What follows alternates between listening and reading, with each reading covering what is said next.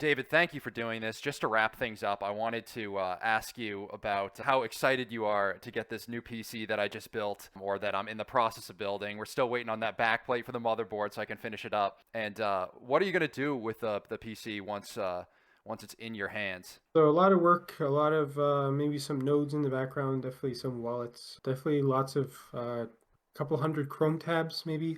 Hmm. Um, Got to get a use out of that 64 gigs of RAM. Hmm.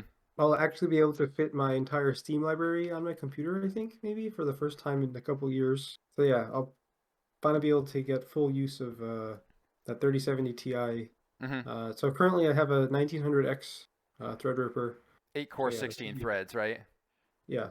Anyway, guys, thank you for watching. I hope you enjoyed the video. If you did, make sure to thumbs up. If you're not a subscriber, be sure to subscribe for future videos. Remember, if you're interested in anything I'm associated with, everything is in the description below. See you next time.